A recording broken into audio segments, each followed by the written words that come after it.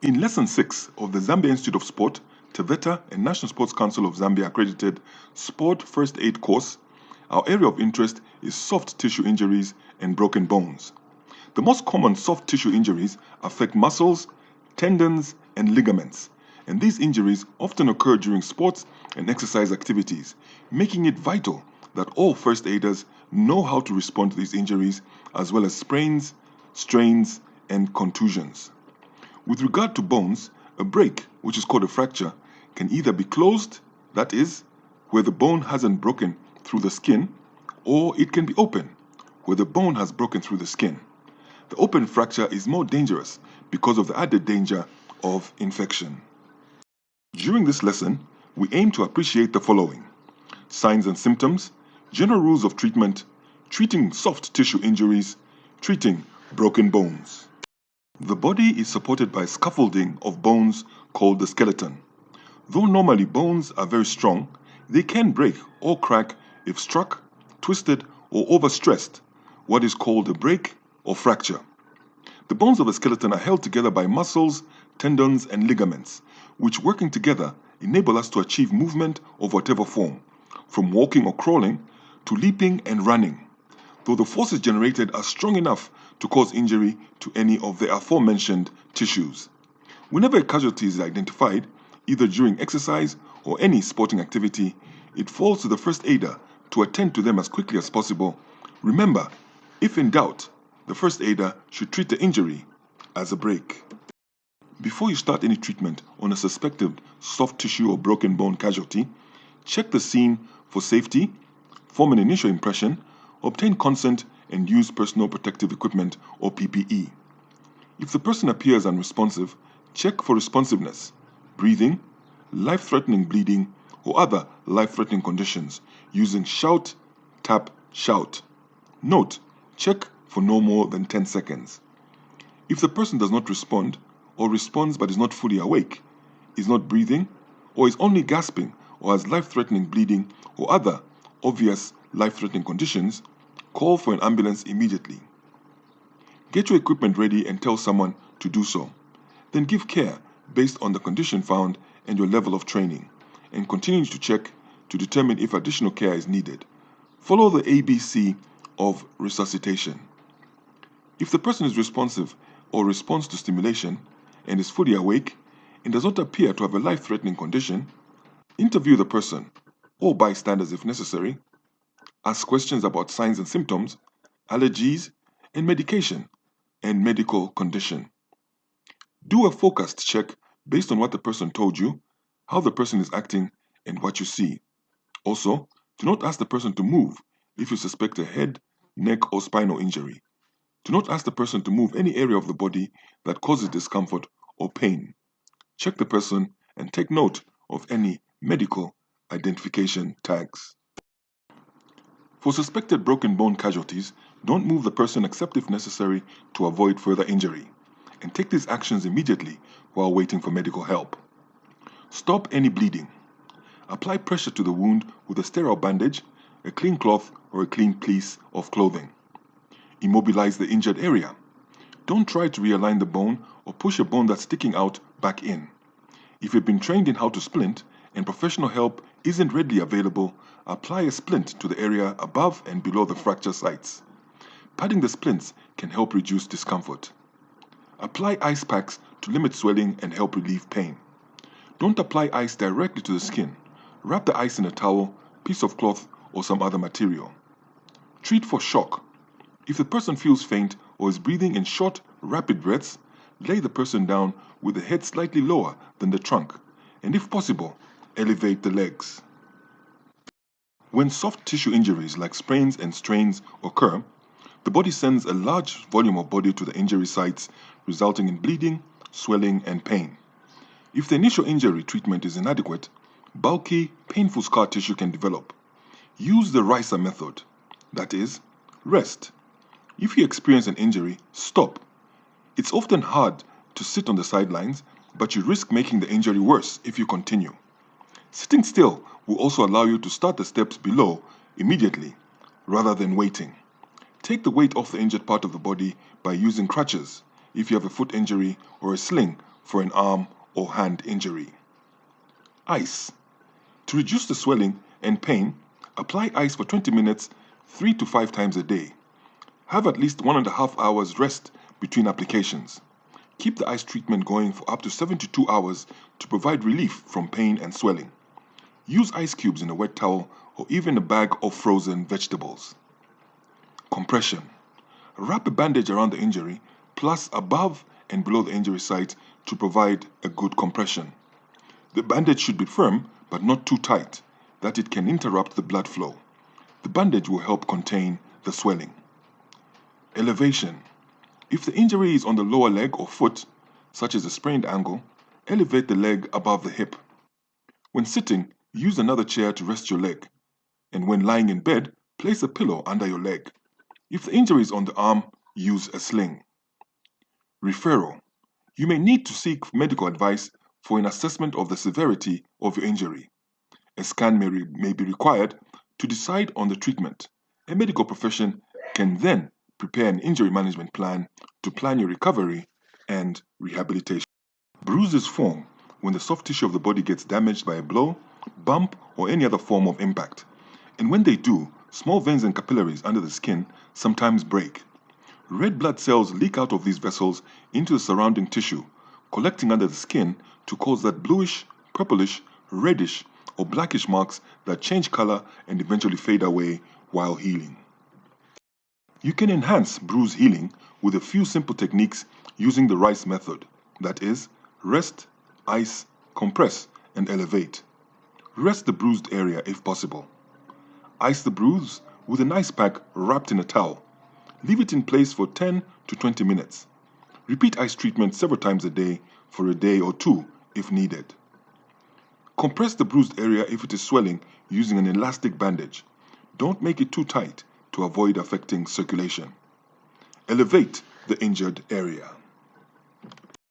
Knee injuries are generally caused by twisting or bending forces being applied to the knee or a direct blow, such as from a high-impact tackle in sports, affecting the tissues that make up the knee joint, that is, ligaments, tendons, cartilage, bones, and muscle. Common knee injuries include fractures, dislocations, tears, and sprains. Pain and swelling are common signs of knee injury.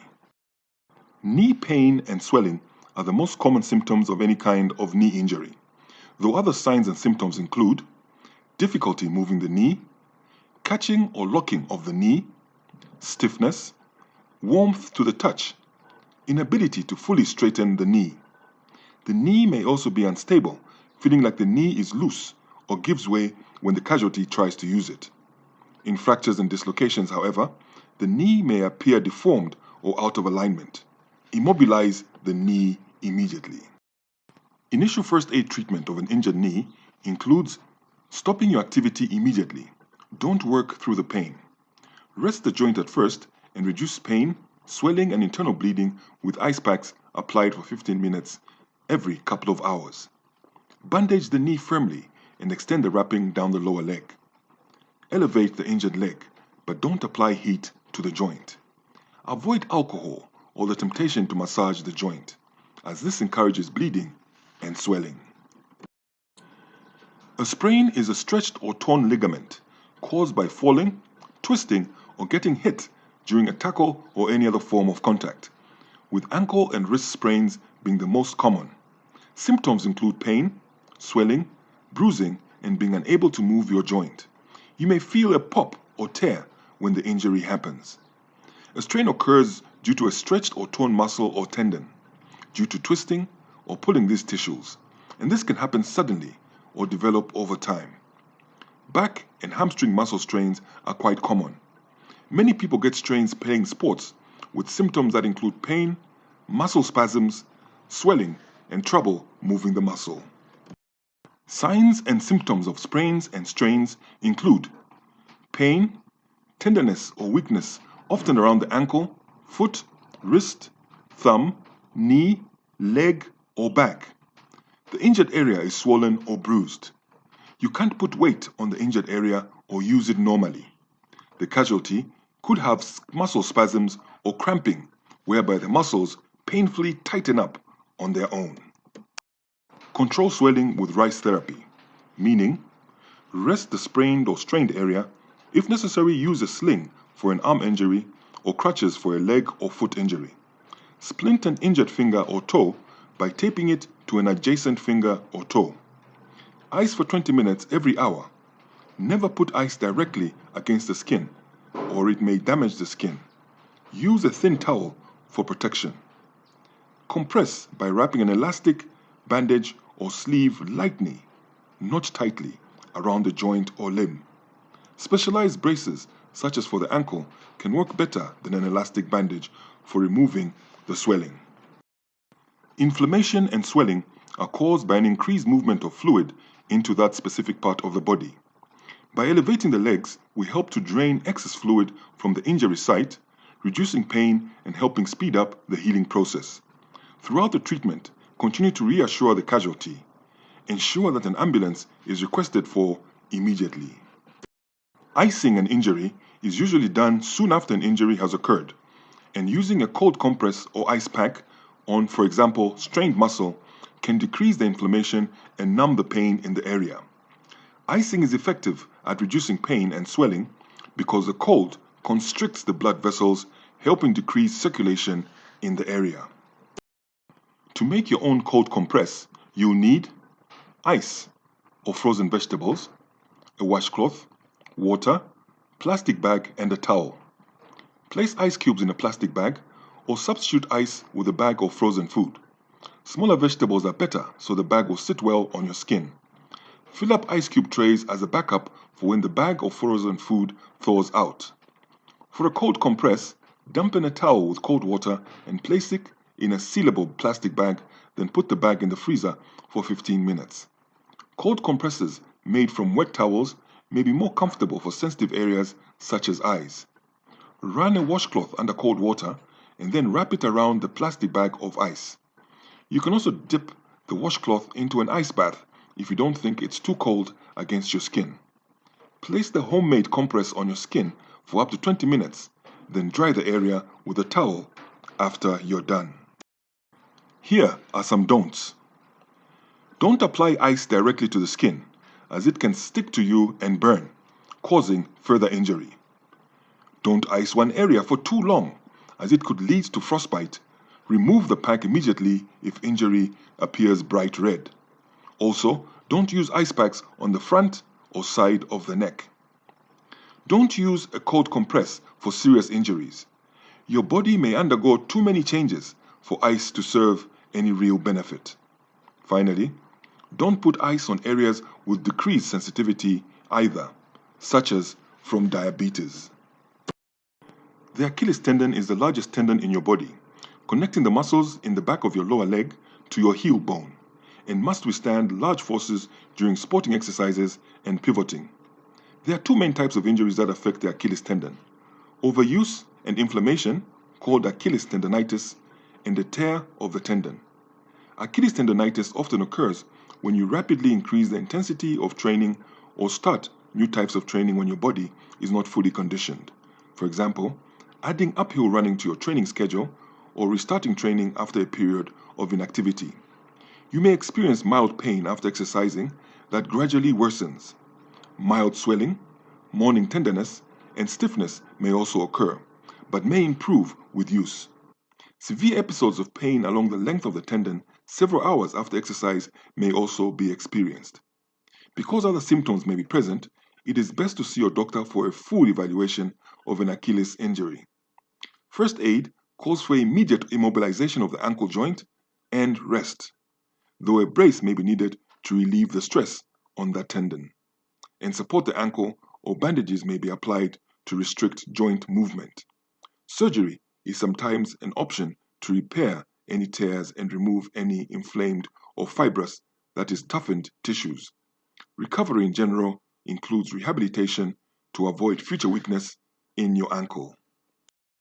The other serious injury that can affect the Achilles is where the tendon may tear if it is overstretched. The tear may be partial or complete, and most commonly occurs just above the heel bone.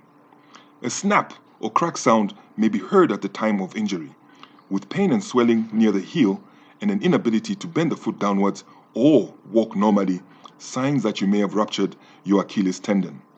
Here too, first aid calls for immediate immobilization of the ankle joint. Surgery is typically needed for a complete rupture, after which the ankle will be kept stable in a cast or walking boot for up to 12 weeks.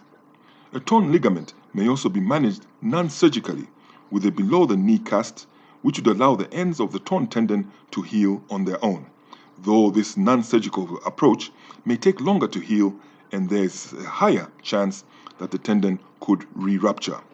Surgery offers a better chance of full recovery and is often the treatment of choice for active people who wish to resume sports on a full-time basis. Most finger sprains result from injuries that happen when you bend your finger too far backwards, that is, hyperextension, or bend your finger the wrong way, and typically often occur when playing sports such as basketball, football, or volleyball, where contact with the fingers is highest. Falling on your hand can also cause a finger sprain, though if your ligaments are weak or you have balance or coordination problems, this type of injury can be more likely. The main symptoms of sprained fingers often include pain when you try to move your finger joint, stiffness in your finger, swelling in your finger joint, tenderness of your finger joint. Here too, the RICE therapy is advised, that is, rest, ice, compression, and elevation. A thumb sprain happens when a ligament in the thumb stretches too much or tears, especially when the thumb forcefully stretches too far backwards away from your palm or in another awkward direction, usually due to a sudden, strong force. Thumb sprains and other types of sprains can range from a stretch or small tear in your ligament tissues to a complete tear through your ligament or a detachment from your bone. That is, from mild to severe. And as for finger joint injuries, the RICE therapy applies here too. That is, rest, ice, compression, and elevation. The most common mechanism of injury of the testicles in athletes is from direct impact from falls, kicks, or ball contact. Blunt scrotal trauma is typically unilateral and involves compression of the scrotal contents against the pubic zone. Symptoms of testicular trauma may include scrotal pain, swelling, and sensitivity. Though not normally life-threatening, soft tissue and broken bone injuries can be quite painful and require timely first aid to prevent any long-term injury or sports career-ending outcomes. First aiders are not trained to dispense medication or carry out complicated medical procedures. They can, however, provide critical emergency intervention, helping stabilize sports casualties in readiness for later expert care, often life-saving. For further information, refer to pages 53 to 66 in the First Aid Manual, and also visit the link provided at the bottom of the slide.